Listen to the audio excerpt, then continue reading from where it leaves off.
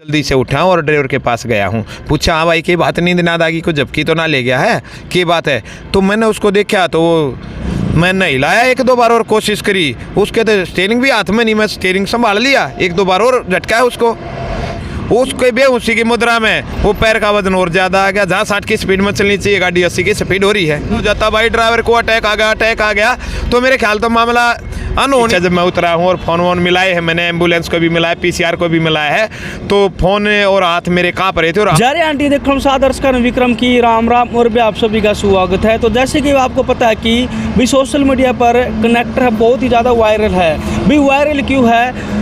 जो भगवान बनकर के, यानी कि आप फिल्मों में हैं बहुत सारे सीन देखते हैं कि बहुत बड़े जो हादसे फिल्मों में हो जाते हैं और किस तरीके से है सवारियों की और खुद की जान बचाते हैं। तो इसी तरह का एक मामला है हरियाणा में जो सामने आया है। आखिर पूरा मामला है क्या? हमारे साथ जो कनेक्टर जी हमारे साथ जुड़ चुके हैं जी। राम राम जी। राम जी, राम राम। आप आपका नाम जानना चाहूँगा, आपका नाम क्या है? क्या एक बार नाम बताइए आपका। मैं नरेंद्र कुमार, हरियाणा रोडवेज परिचालक, पलवल C65। अच्छा, जो मामला हुआ था क्या पूरा मामला था? जो आपने जो सवारी की जान तो बचाई थी, उनके साथ साथ आपने ड्राइवर की जान बचाई है, पूरा मामला है क्या? एक बार बताइए। ये देखो जी, वहाँ परिचालक के पद पे मैं कार्यरत हूँ और 23 तारीख को सुबह 11 बजे गाड़ी चंडीगढ़ के लिए रवाना होती है, जो रूटीन से गाड़ी चली हुई है, और 11:15 बजे वापस चंडीगढ़ से पलवल के लिए रवाना होती है। तो ठीक टाइम पर चले थे और पूरी तरह से स्वस्थ थे, लेकिन जब चलते आए तो एक घरोंडा वाला टोल क्रॉस करने के बाद ड्राइवर को कुछ प्रॉब्लम होगी, और प्रॉब्लम का जब पता चला है अग चलती और रोड पे दौड़ती हुई गाड़ी फुटपाथ से टकराई है। हाँ, गनीमत रही, बहुत भयंकर टक्कर ना लगी, नॉर्मल सी टक्कर थी, और उससे यूँ पता चला है कि भाई वह टक्कर लगने के बाद गाड़ी की स्पीड भी बढ़ गई है। मैं दूसरी सीट पर बैठा था, नज़दीक है, मैं जल्दी से उठा और ड्राइवर के पास गया हूँ। पूछा हाँ भाई की बात, नींद नाद आ गई, को झपकी तो ना ले गया है, की बात है?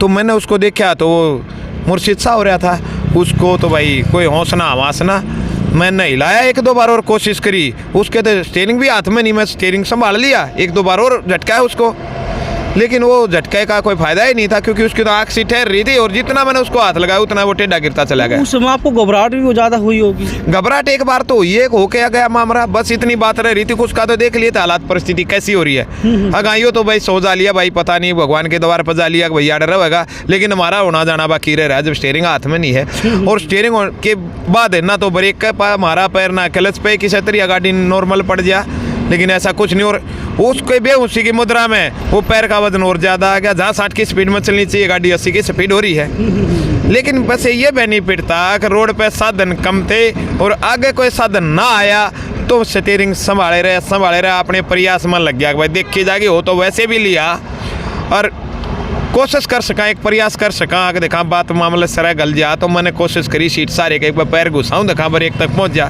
चाहे क्लच तक पहुँच जाओ। जब बात स्पीड बढ़ रही थी तो मैंने गियर का हाथ मार दिया था, मैं न्यूट्रल होगी, कम से कम और स्पीड तो ना रहेगी, दूरी तो ना रहेगी, वह नॉर्मल सी नहीं हो पाई थी जब तक ड्राइवर को निकाला नहीं गया सीट से। देखिए, वैसे बात की जाए तो जिस समय है बस चल रही थी, और तो बस अपना आप चल कैसे रही थी?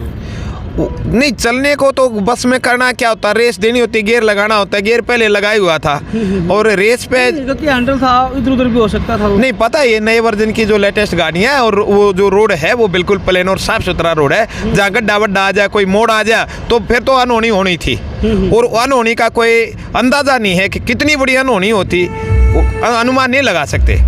और हम तो जितने थे सवारी और ड्राइवर और परिचालक इनका ऊपर मामला अटका हुआ था कि भाई ये दो आदमी तो एक जिम्मेवार नागरिक होते हैं, हम क्यों ना इन सवारियों को बचा दें। सवारियाँ कभी लगनी थी और हमारी भी जान जोखिम में जानी थी, लेकिन ये परवाह ना करी उस टाइम पे, भाई मेरी जान बेशक चली जाओ लेकिन सवारी हर हाल में बच जानी चाहिए। एक बार प्रयास, एक कोशिश करके देख सको हूँ मैं। जब आप कोशिश कर रहे थे स्पीड ने कंट्रोल करने की, तो उस समय आप न जो सवारी देख रही होंगी भी कनेक्टर वहाँ पे क्या कर रहा है? नहीं, सवारियों को इतना तो कहा नहीं, क्योंकि आप जैसे लोग कई सारे न्यू बताओ, एक भाई साहब बड़ी समझदारी ही दिखा दी। मैं उस टाइम में भी चिल्लाता या छोड़ कर खड़ा हो जाता, भाई ड्राइवर को अटैक आ गया, तो मेरे ख्याल तो मामला अनहोनी से पहले दूसरी अनहोनी हो लेती। ये तो नहीं हुई, भगवान का शुक्र है कि हम बच गए। हाँ, लेकिन अनहोनी दूसरी यूँ हो जाती, कोई लेडीज थी, कोई जेंट्स था, कोई ना कोई खिड़की में तो कूद जा या चिल्लाते चीखते और मेरा मनोबल टूट जाता, ध्यान बट जाता। बस ये शुक्रिया रह गया, भगवान है बचाने वाला और हमारा तो एक प्रयास था, उस प्रयास में सफल हो गए। अच्छा, बात कर रहा हो तो जो ड्राइवर है, ड्राइवर की तबीयत कैसी है? ठीक है, ड्राइवर की तबीयत ठीक है, नॉर्मल है अभी वो, और छुट्टी दे दी थी उसको सप्ताह 10 दिन की, तो रिलैक्स है और बाकी अब ड्यूटी पे आना शुरू कर। आपने जितना अच्छा कार्य किया है, क्या आपको कहीं पे सम्मानित भी किया गया है? देखो, सम्मान तो ये आप जैसे बंधुओं ने जो हमारे को जाना है, पहचाना है, ये सम्मान ही है। और दूसरा, ये सम्मान के लिए और किसी इनाम के लिए तो ये काम सोच के किया नहीं था। ये अनहोनी से बचे गए, उस टाइम पर हौसला हिम्मत आ गई और एक इनाम के रूप में हमने नई ज़िंदगी मिली है। हमने भी और जितनी भी सवारियां थी उनको एक नया जीवन मिला है, ये हमारा सम्मान है। और शायद आपका लाड प्यार स्नेह और ये मिलना था, बाकी अभी भगवान की कुछ उधार है, इसलिए हम अगली सुबह, अगला दिन, अगली लाइफ ले पाए हैं। 80 स्पीड में बस चली हुई थी, तो उस समय वो हौसला कहाँ से आया आपके अंदर? ये तो भगवान है हौसला देने वाला। हमने तो एक बताने लग रहे कि प्रयास किया था, एक कोशिश की थी। उस कोशिश में कुछ भी हो सकता था, क्योंकि सबसे फ्रंट सीट पे तो मैं था। उसी टाइम पे अगर कोई गाड़ी आकर रुकती, ट्रक था, बस था, कार थी, तो कुछ नहीं हो पाता। तो फिर हौसला साहस बिल्कुल नहीं दिखाई देता। शुक्र है आगे कुछ आया, कोना रोड खाली था, मिडनाइट 1:55 का टाइम था और बस वो जोश जुनून पता नहीं उस टाइम पे किस तरह आया। बाद में तो थोड़ा सा एजिटेट हुआ हूँ साइड में लगाने के बाद गाड़ी को, और नीचे जब मैं उतरा हूँ और फ़ोन वोन मिलाए हैं मैंने, एम्बुलेंस को भी मिलाया, PCR को भी मिलाया है, तो फ़ोन और हाथ मेरे काँप रहे थे और आवाज़ भी थोड़ी सी काँप रही थी, क्योंकि सर्दी का टाइम था और एजिटेट सब हो रहे थे। लेकिन सवारियों में मैंने यूँ ना महसूस होने दिया, अगर मैं डर रहा हूँ, झिझक रहा हूँ। और बाद में उतरा हूँ तो मैंने कॉल किया है गाड़ी से नीचे उतर के, और गनीमत रही तुरंत मैं PCR पुलिस बंधु वर्ग का विभाग का और स्वास्थ्य विभाग का भी शुक्रिया अदा करूँगा। वो भी समय रहते तुरंत 10 मिनट के अंदर में सारा अमला आ खड़ा हुआ और PCR के माध्यम से उसको बेहोशी हालत में उतारा है नीचे और उसको गाड़ी के थ्रू सिविल हॉस्पिटल कोरोना में एडमिट करवाया गया। बस कंट्रोल कहाँ पे की थी आपने? ये तब तक जब उस चक्कर में मैं चल रहा था कि जब पहले तो पैर घुसाने की कोशिश करी मैंने। कौन सी जहाँ पे? ये घरोंडा की जो ये टोल है उससे थोड़ा आगे चली थी गाड़ी। सर, ड्राइवर की बात करो, ड्राइवर के नाम है, कितनी उनकी एज है और कहाँ के रहने वाले हैं? प्रताप सिंह है उनका नाम और वो बेरी से बिलोंग करते हैं और एज उनकी होगी 40 से 50 साल के बीच में।